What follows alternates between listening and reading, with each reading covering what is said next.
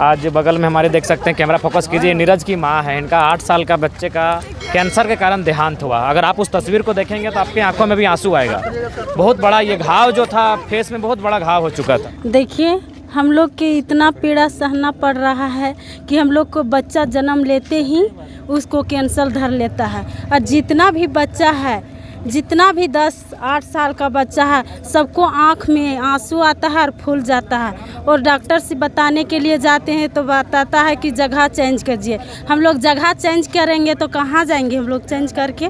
इसीलिए हम लोग इतना बूढ़ा खाप रामगढ़ से पैदल यात्रा करते हुए हम लोग आज यहीं पे रुकेंगे, उसके बाद सुबह में चलेंगे। अगर वास्तव में लोकतंत्र जीवंत है, यदि भारत का संविधान जीवंत है, तो हमारी बात महामहिम से होगी। और महामहिम वास्तव में अगर वे राष्ट्रपति के प्रतिनिधि के रूप में कार्यरत हैं तो जाहिर सी बात है उनकी शक्तियां हैं, और उनकी इतनी शक्तियां हैं कि रामचंद्र रोंगटा उनके सामने कुछ नहीं है। तो मुझे लगता है अगर उनमें किसी प्रकार का कोई दबाव नहीं है, अगर वास्तव में वो भारत के लोगों के लिए हैं, तो मुझे लगता है कि इस विषय को गंभीरतापूर्वक लेते हुए जो कंपनी की मैंने बंद करने की फरियाद लेकर आए हैं, या तो कंपनी बंद हो या फिर उसे गाइडलाइन दिया जाए ताकि जनजीवन वहाँ मैंने असुरक्षित ना हो, उनका जीवन डिस्टर्ब ना हो। आपको सैंपल भी दिखाएंगे, चूँकि अभी रात है, रात को शायद सैंपल ठीक दिखेगा नहीं। जब आप सुबह रिपोर्टिंग करेंगे तो हम आपको बाकायदा सैंपल भी दिखाएंगे किस प्रकार वहाँ जो पानी, जिसकी कंपनी में तो एक पानी जो अपशिष्ट पानी होता है उसे छोड़ा जाता है और वो किसान के खेतों में छोड़ा जाता है। वो पानी के कलर ही आपको लाल हो चुका है, तो फसल भी बर्बाद होगी। उसके बाद जो फसल उगती है, जिसे हम लोग चावल कहते हैं, चावल को हमको लगता है कि आपको ब्रश लेकर ऐसे करके साफ़ करना होगा, उसके बाद भी खाने के योग्य नहीं हो पाता है। और अगर पेड़ पत्तों को, पौधों को देखेंगे तो वो मतलब वहाँ सब्जी होती ही नहीं है। और अगर जंगलों में आप गुजरते हैं तो छोटे छोटे पशु पक्षी भी मारे हुए हमें सब मरी हुई अवस्था में मिलते हैं। तो कुल मिलाकर अगर विकास के नाम पर इतना अगर दोहन किया जाए तो उस विकास को बंद कर देना चाहिए। ऐसे विकास का जन्म लेना ही ठीक बात नहीं है। वहीं मैंने पहले कहा, यही आलोक स्टील लिमिटेड कंपनी जो है, प्राइवेट लिमिटेड कंपनी, इनका अन्य राज्यों में भी फैक्ट्री है, वहाँ जीरो पोल्यूशन पे कार्य करती है। ये जानकारी हमें उसी कंपनी के एक मतलब सरदार जी उन्होंने दिया कि भाई हमको समझ में नहीं आता है कि इतना न्यायी ये लोग कैसे हो सकते हैं झारखंड के साथ। यही कंपनी जब दूसरा स्टेट में जाती है तो जीरो पोल्यूशन पे कार्य करती है, लेकिन यहाँ इस प्रकार का पोल्यूशन का स्तर है कि सीधा कैंसर से बच्चा मर जाता है।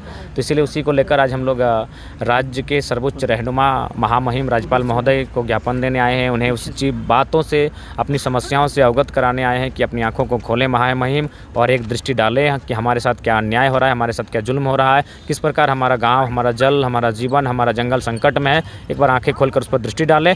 क्योंकि हम लोग गरीब हैं, उसके पास रकम है, उसके पास कंपनी वाला के पास पैसा है, इसीलिए गरीबी को नहीं देख पा रहा है। और जो सरकार है, हम लोग को जो सरकार, वो भी हम लोग के कान, उसको भी बहुत मीडिया के माध्यम से धरना दिए हम लोग 7 साल तक, और 7 महीना तक अभी तक हम लोग लगातार धरना में जा रहे हैं। लेकिन इतना मीडिया प्रबंधन से हम लोग इतना सूचित कर रहे हैं, लेकिन कभी नहीं वो प्रदूषण ने बंद कर रहा है। जो डी बोरिंग है, इतना गहराई कर दिया है कि उसमें पानी के स्रोत पूरा अंदर चल गया है, स्रोत अंदर चल गया है।